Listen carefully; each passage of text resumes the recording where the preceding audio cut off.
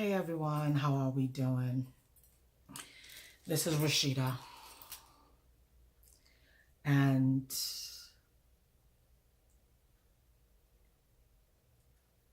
this video is going to be a lot different from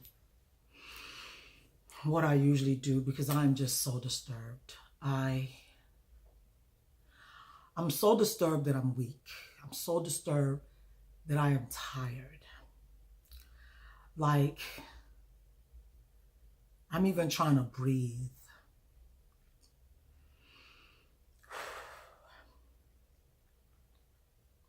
I'm sorry, just give me a second.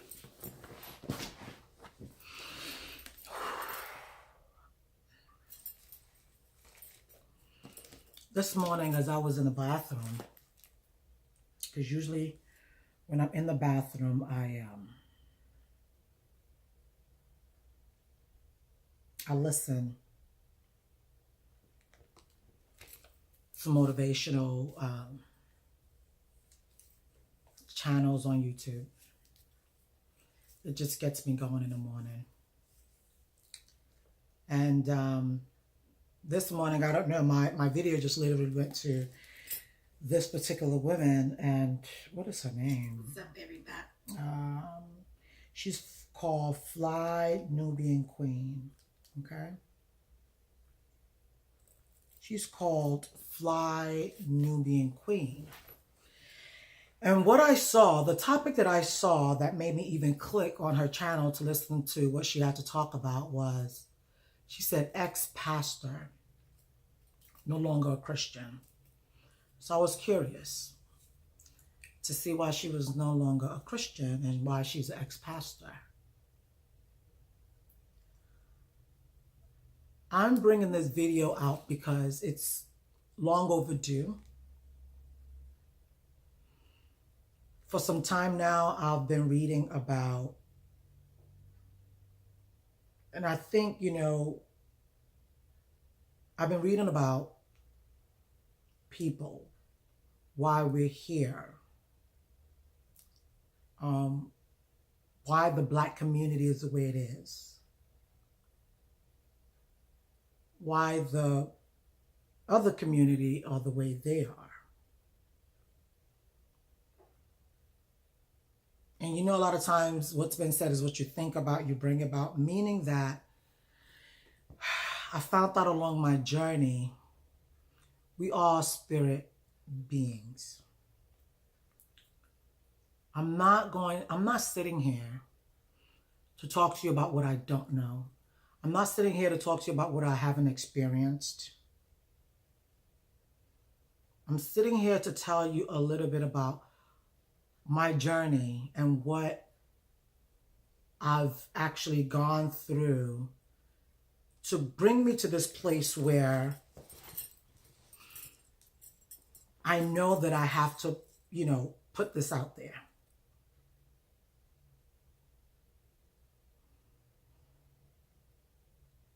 All right, Rashida, get to it. I'm sorry.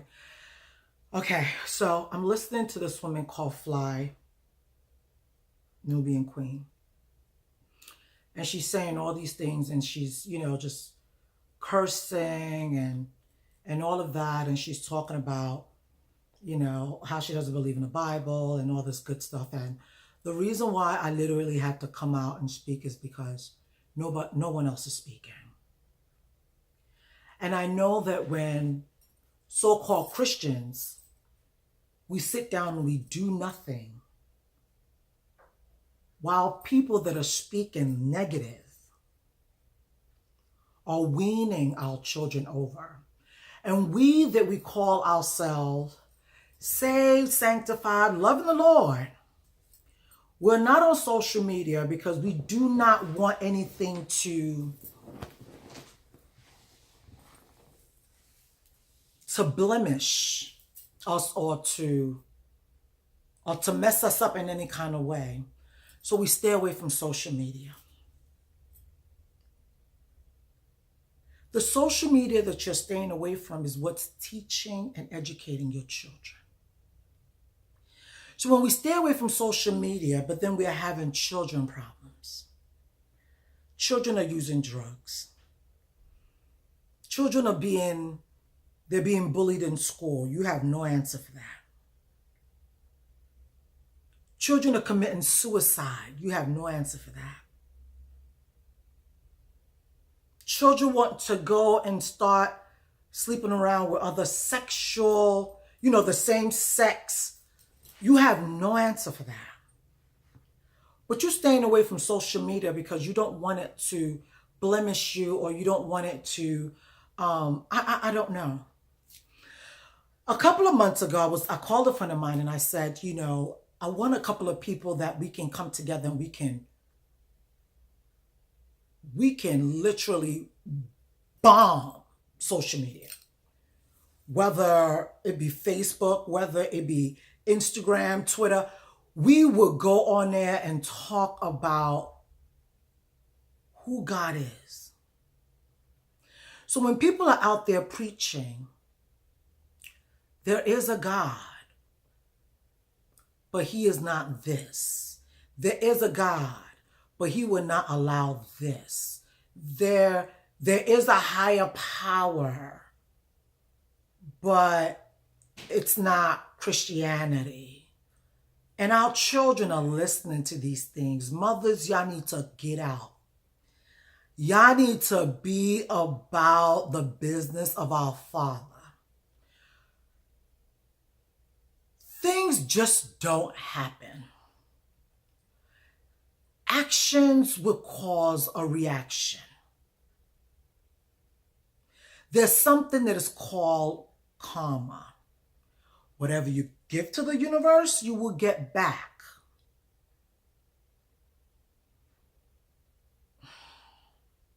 It's a lot. It's a lot to talk about, and I cannot even finish it in this video. I'm not going to edit this video because I really want you guys to know what I am feeling. I want to cry, but crying is not going to do anything, because this generation, if you're 35 and over, I don't know what in the world you are doing.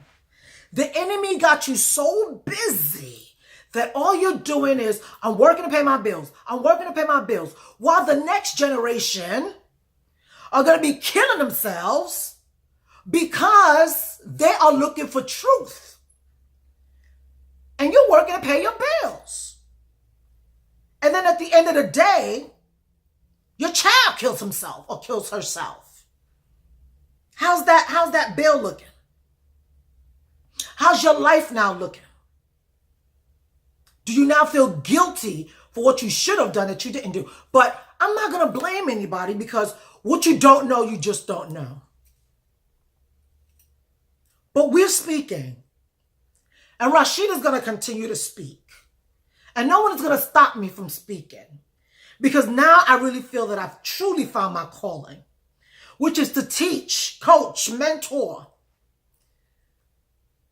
And I'm going to say this to the woman who calls herself Fly Nubian Queen. There is a God. And when you talk about, and the white people came to take you guys from Africa. Have you been to Africa lately? Do you know what's going on in Africa? Do you know that we were not kings and queens? All of us kings and queens in Africa? Do you know that the kings and queens in Africa had slaves that were working for them? They had maids. They had all of that. Because we didn't all just grow rich.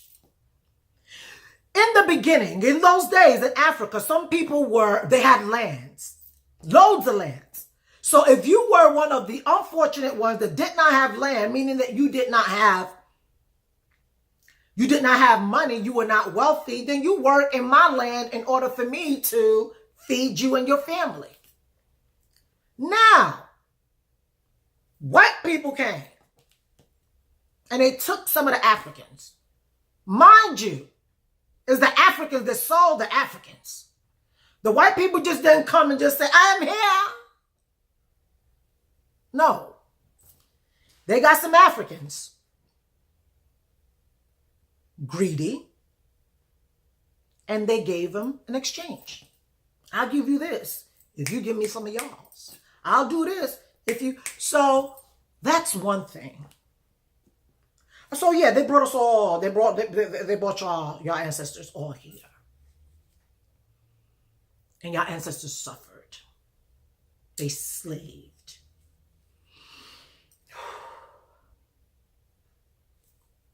They did the corn. They did all of that so that there'll be food. They tilled the land. They knew how to do all of that. Okay, some of them were raped. Nobody is saying that all of that is right. But all I want to tell you is that it was the black that sold the blacks. The white didn't just come and rip you out. There was an exchange.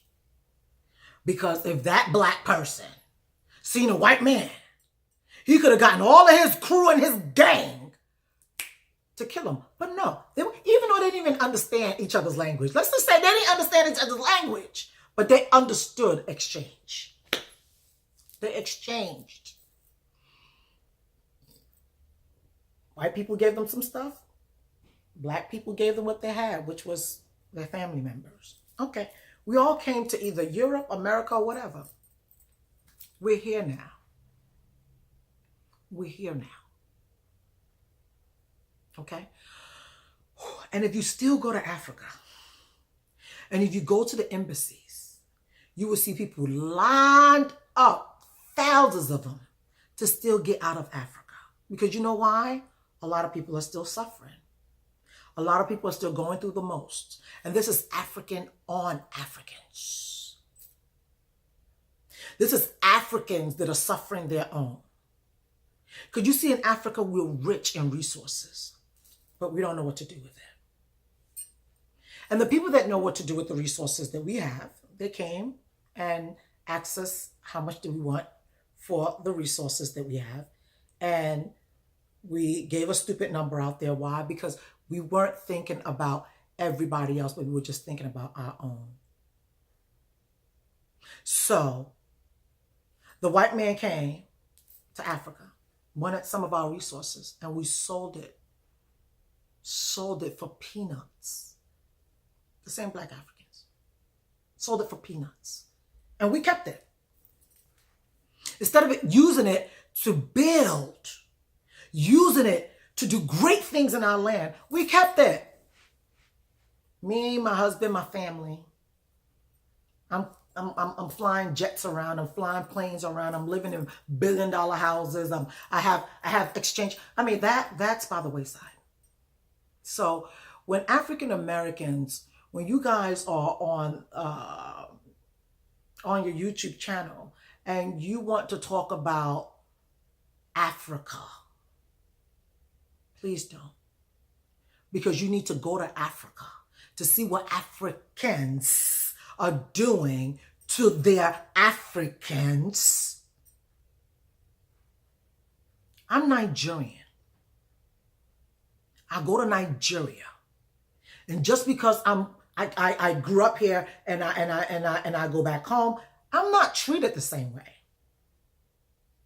They don't treat me the same way. It's either they hate on me because I came from the States. They don't treat me the same. Some of them like you, a lot of them don't. Because who are you? Why are you privileged to grow up in America? That's one. Two. Yes, there's loads of religions out there. My dad was a Muslim. My grandpa were Muslims. My mom's mom was a Christian. My grandpa on my mom's side just chose not to be, whether Christian or Muslim. He just... But what religion has done is like keeping somebody in a bondage. I ask everybody to get to know who God is for yourself. Let God show you who he is. There was something I was reading and it was so powerful. Okay. So powerful. I don't go around saying I hate Muslims or I can't stand Muslims because he's a Muslim. My husband was a Muslim. Afa for that matter, his pants doesn't reach the floor. And I looked at it that his grandmother, because when I heard his grandmother was Muslim, conk Muslim, and when she was sick, she did not want to die at the time. And the story was, she said wherever they took her and she became well, she will serve their God. She was a Muslim. She prayed and prayed and prayed and prayed and prayed and prayed. Nothing happened. But she did not want to die because she had 2 young children. They took her to KNS. It didn't work for her. They took her to Sele. It didn't work for her. These are some churches that are in Africa. They took her to CAC. That's where she found her healing. And she served. For a woman, an older woman, who did not go to school, who could not read or write, but was able to read the Bible. It's not like she picked up the Bible and literally read it, but knew everything that was in that Bible. And she can quote it for you. She was a type in Nigeria that she'll wake up early in the morning and she'll ring the bell 4 or 5 o'clock in the morning saying, receive Jesus Christ as your Lord and Savior. She will come into the house and she would tell her children that on that mountain over there, that she got there late, that they were literally dividing someone, meaning that the witches had just killed somebody and they were dividing his or her body,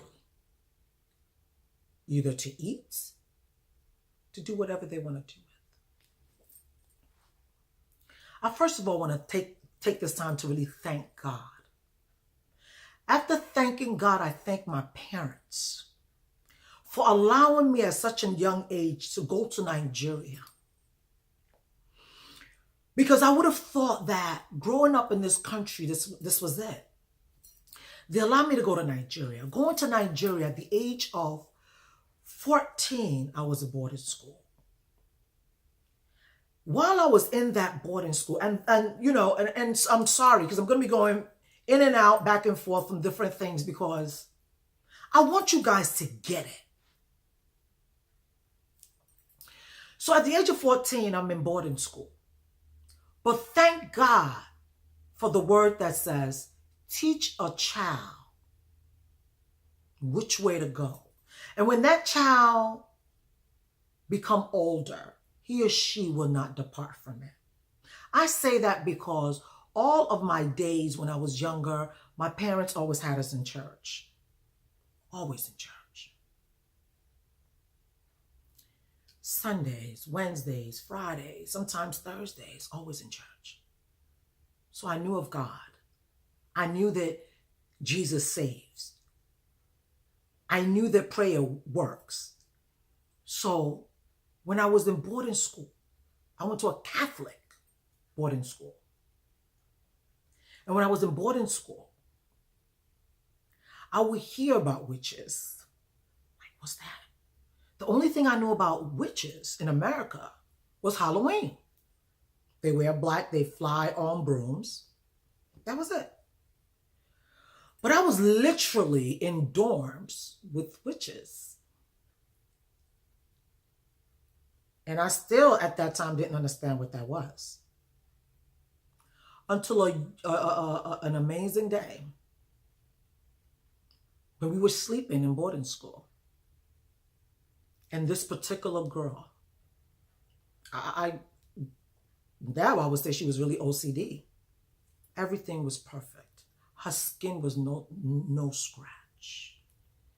Beautiful. And in the middle of the night, because we have some Christians that pray in school, in boarding school. If you've ever been to boarding school in Africa, you probably know some of the stories I'm saying. Even though it was Catholic school, where we do the Hail Mary full of grace, Every time that we went on either a vacation, some girls would come back and they have literally given their life to God, and they were more like Pentecostal, not Catholic. So at nighttime, they will pray. Two or three of them or four of them can come together and really pray. And I'll be in my bed like, what in the world is going on here? And while they were seriously praying, this girl, light skinned, beautiful,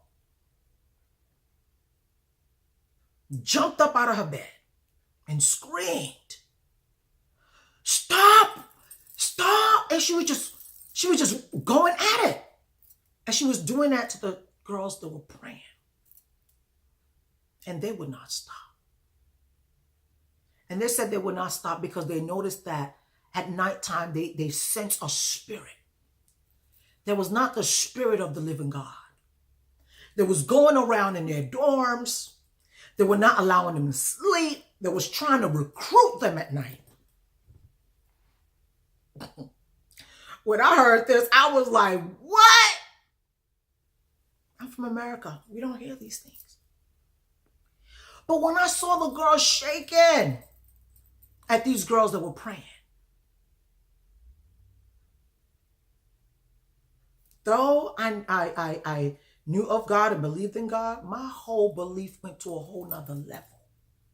So you're telling me that as these girls are praying, because they have sensed a spirit that's not the spirit of the Most High God, as they're praying, this chick right here, as if they knew that it was either her or they knew that there was somebody in that room, she jumped up and she started. And as she started, it was as if she eventually started begging them to stop, stop, stop. I'm burning. You're burning me. My life changed. You would think at that time,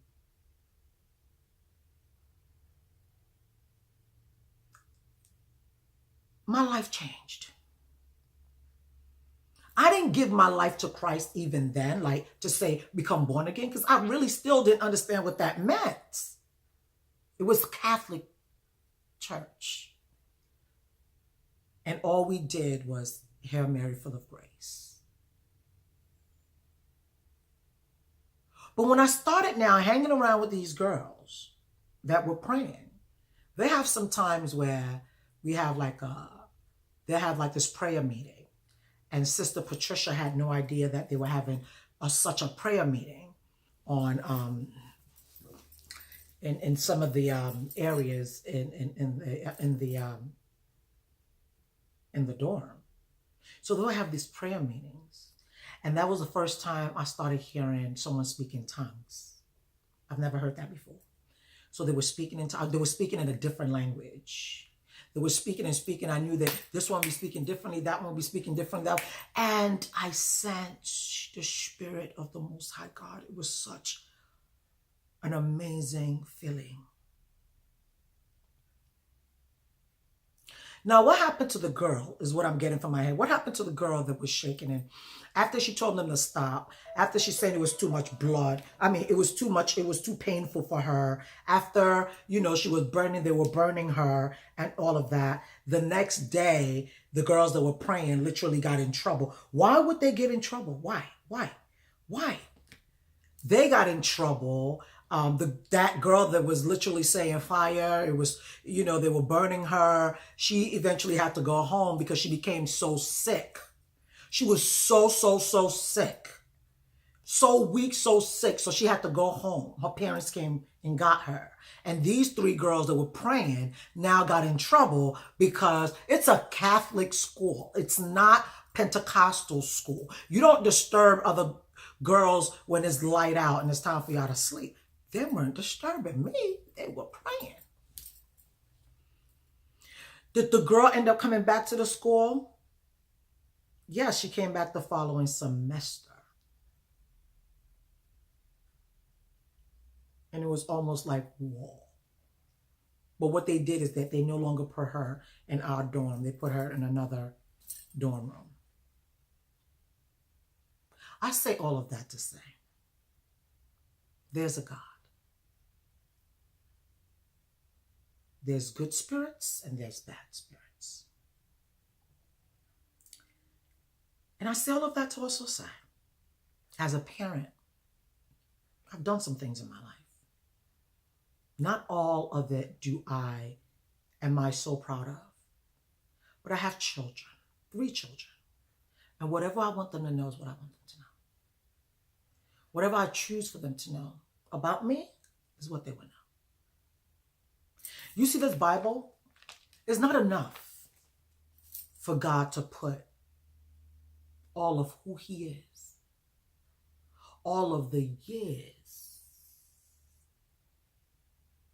of what he has experienced in a book. So I truly believe that in the book is what he wants us to know. I remember when I was young, I used to always, oh God, how were you born? Who made you? You just became? And I was asking that question while I was in prayer.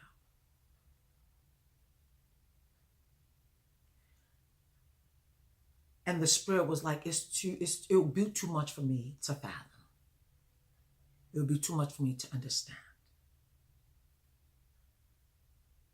And the question of, Adam and Eve had 2 sons, or 3 sons, how eventually did Cain was sent away, and then eventually he got married, or eventually he had a wife.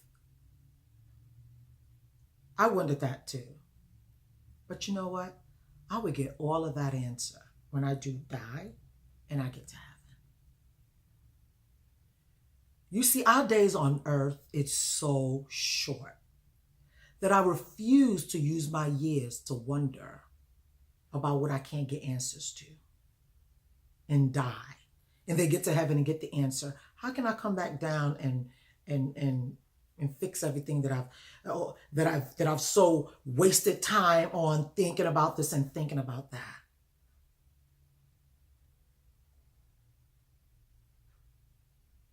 We're not asking you to get into religion. We're not asking you to be stuck in church. We're not asking you to believe in a pastor. He's a teacher.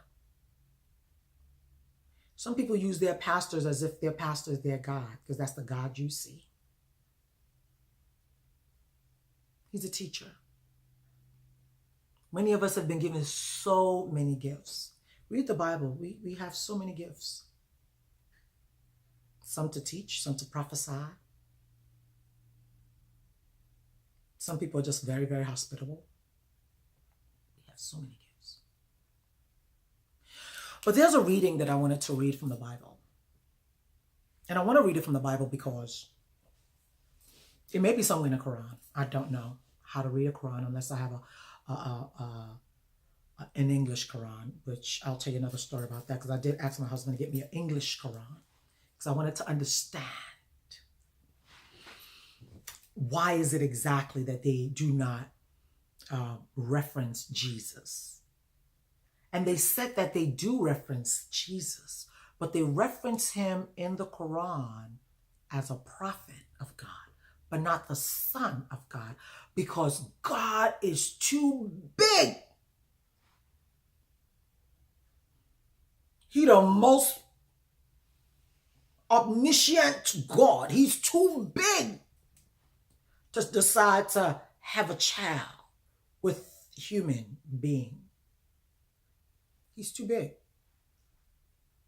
Let me tell you something. He is so big that he can do whatever he doggone well pleases to do when he chooses to do it. That's how big he is. So I now told my husband to let's look in the Quran and let's see how Miriam, gave birth to Jesus. Did it say in the Quran that she slept with the man and gave birth to Jesus? And he said no. He said the Spirit of God. the Spirit of God visited her.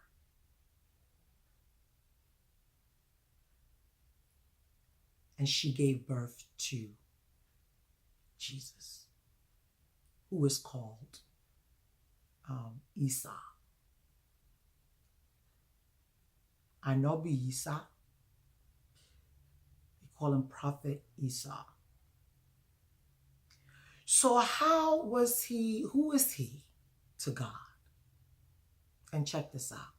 In the Quran, God calls Isa his spirit. That's who he called Isa. Musa is also there. They have the friend of God and they have the Spirit of God. How do you call someone your spirit if it's not your life, if it's not you? Once my spirit is gone, I am gone. I'm no longer here. When you die and your spirit leaves you, your soul, it leaves you. You no longer exist. They call him in the Quran the Spirit of God. His breath, the Spirit of God. Let's leave that alone. Let's now go into Psalms 8, verses 3. It says, I often think of the heavens your hands have made. This is David that's talking to God.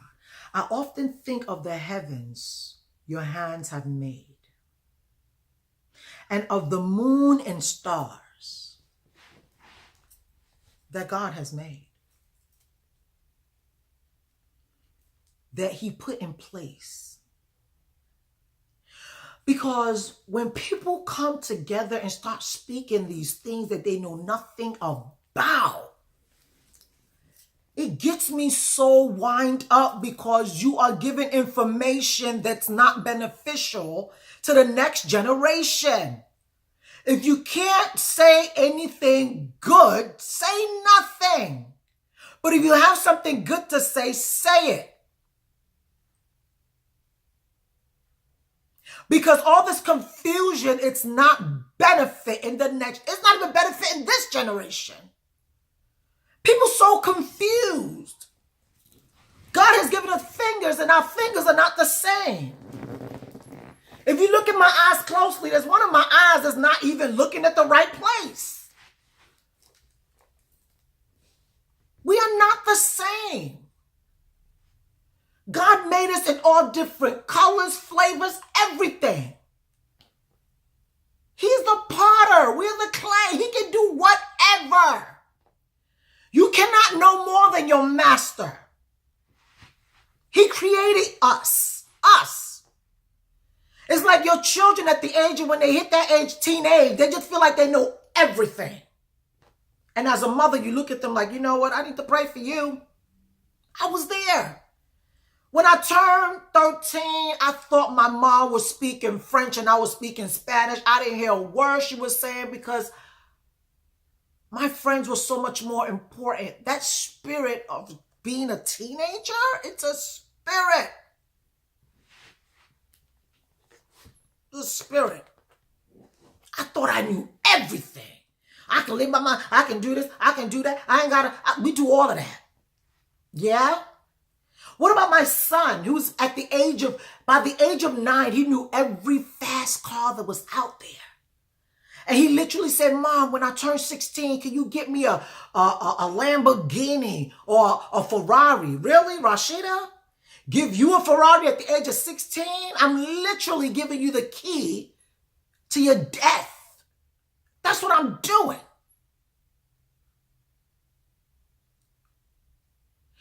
God is the omniscient God. You cannot know everything that he knows. And whatever he chooses for you to know is what you know. Just like when a person writes a book about their life, they may not give you every nick and cranny that they've gone through in life, but they probably just give you maybe 70% of what they want you to know. and juice it all up a little bit. So this Bible, there's truth in it. If you're asking it, has something been juiced up in it? Maybe. But I say it's a living book. You know why? Because you cannot take from me what God has given to me. And what did the Father say? He said, David now says, then I ask. Let me go back. Psalms 8:3. And David will say, I often think of the heavens your hands have made, and of the moon and stars that you put in place. Who put the moons and the star in place? The Creator. Who put the earth in place? The Creator. Okay? He now says, David now asks God, then I ask, why do you even care about us humans? Why is the Creator even bothered about us humans? Because we are, I promise you, many of us are literally not good people. You have a Creator who created you. Not only has He created you, but He has given you free will to do whatever you want on the land. Some of you choose good. Some of you choose not to do good. Some of you don't care. Some of you this, some of you that. He gave you the free will. Why would you now come back and say, God would not allow this? God would not let this happen? God, let me tell you something. Far-fetched. Let's leave God alone. Me, as a mother, with the experiences that I've gone through, the experiences that their father have gone through, the little that we know, we try to make sure that our children are children of integrity, children that loves one another, that loves, every human they meet out there, love humanity, love everything, love, respect, do good in the land of the living.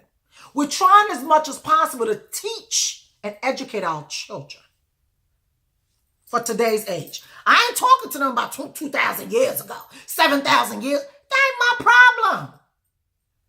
You know why it's not my problem?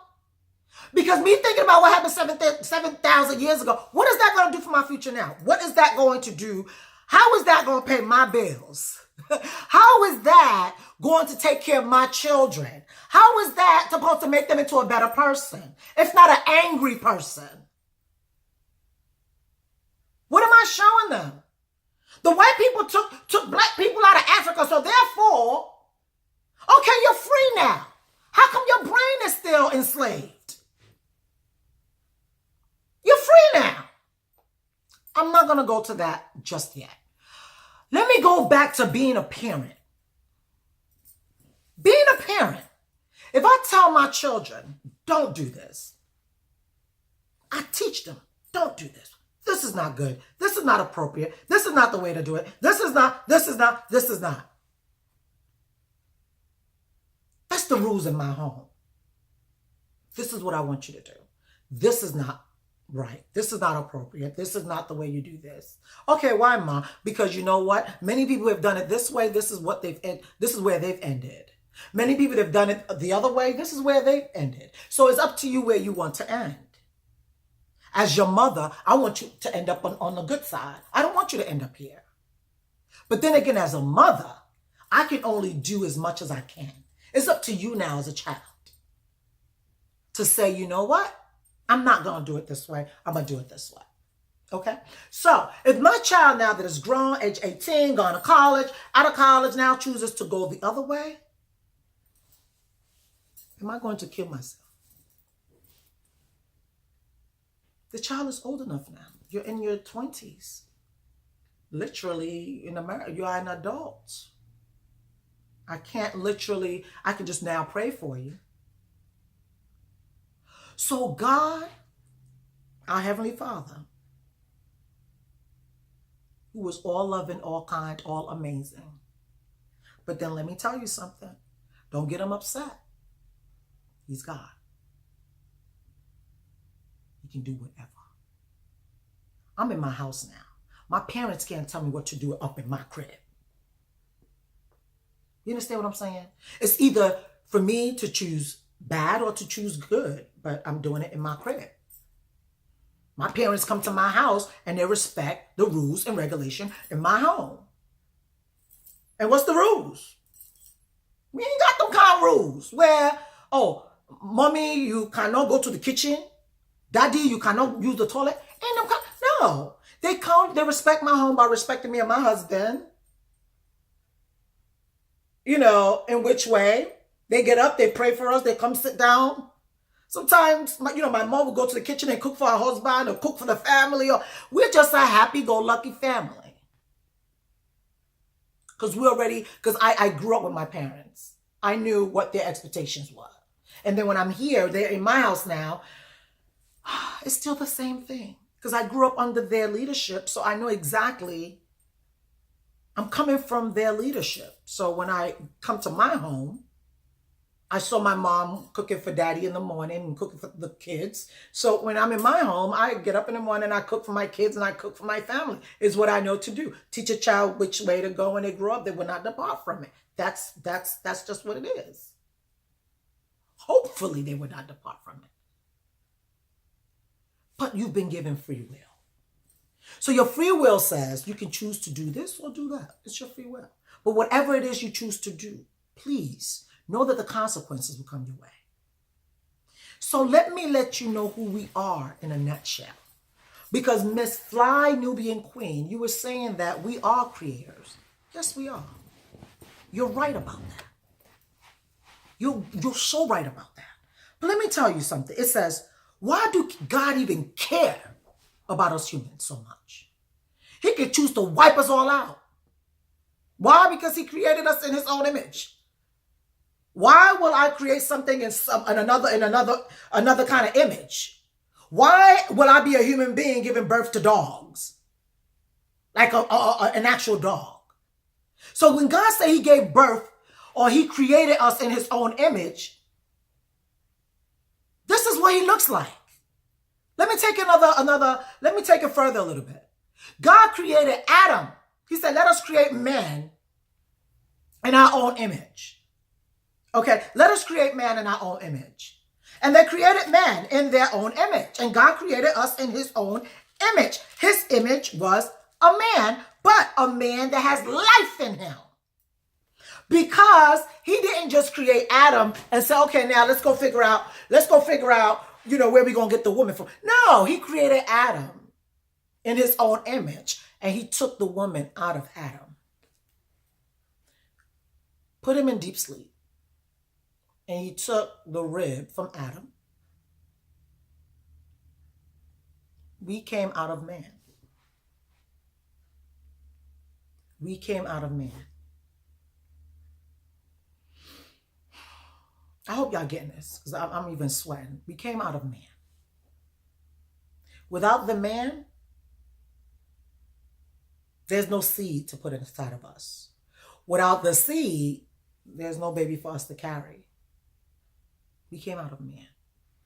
So God still made us in his own image. So as an image that God is able to create, build, give birth. He can do whatever because he is a man and a woman. Why?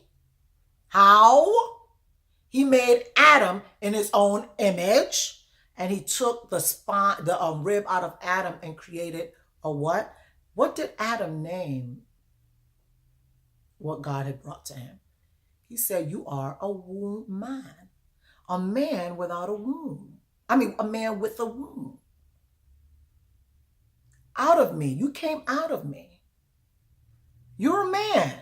But you're a womb man because you are a man with a womb. You are a man. You came out of a man. You are a man. But you have a womb. Now, let me bring it home to you a little bit. Let me bring it home to you a little bit because I'm going through a lot of, I don't want to spend too much time on this one because there's so much more other ones to talk about. Why are you concerned for us weaklings?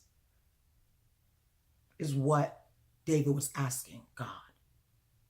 And he says, you made us a little lower than yourself. And you have crowned us with glory and honor. Ladies and gentlemen, we are crowned with glory and honor. You let us rule over everything your hands have made. And you put all of it under our power. What's not under your power? What's not under your power? Animals under our power. Trees under our power. He says, and you put all of it under our power. The sheep and the cattle and every wild animal.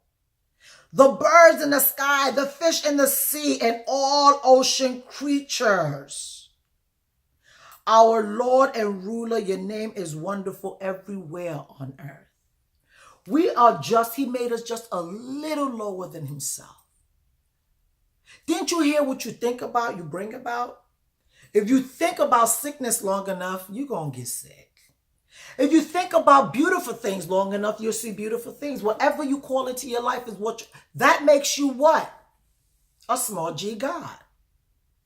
There's a God that created other gods. And you know what? The person who knows the truth that was there, which is the father of all liars, now gets into these people out here and have them throwing lies out there. And there's no God.